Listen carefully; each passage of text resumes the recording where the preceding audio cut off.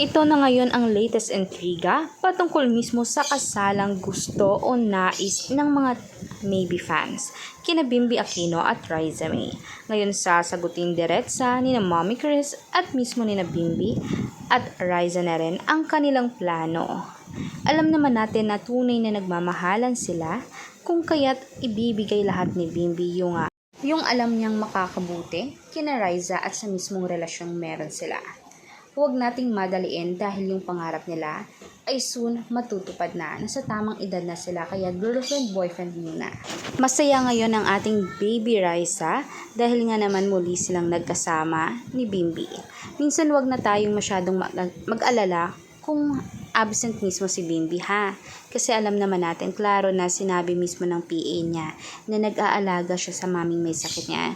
Hindi niya naman kasi pwedeng iasa sa kukuha na lang sila ng basta ng mag-aalaga sa mami niya kung kailangan na siya naman talaga.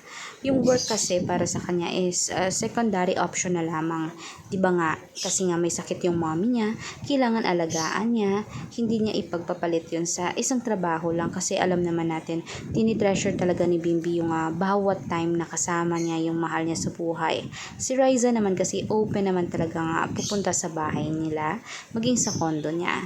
Kahit ano naman gawin niya, surprises, to be followed naman yon kung absent naman siya.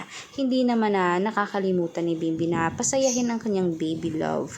And nagpapasalamat naman ang family mismo ng mga Aquino na talagang todo suporta naman ang family ni Riza May. Kung may sakit, dumadalaw naman sila. And vice versa naman talaga sa family din ni Riza. Alam ni Bimby yung limitasyon niya, yung boundaries niya, kung kaya't naghihintay na lamang siya ng tamang panahon para sa mga kasal na iyan. Alam naman natin na hindi umano masisira ang maybe na ipinundar o ginawa mismo ng mga fans nila. Kasi para sa kanila, tunay ang nararamdaman nila.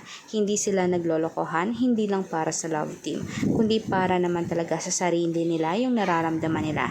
Ang cute-cute talaga nilang dalawa dito. Kaya naman sana tuloy na ang kasal. Kaya huwag niyo nang kalimutan i-like, subscribe, and click the notification bell para lagi kayong updated.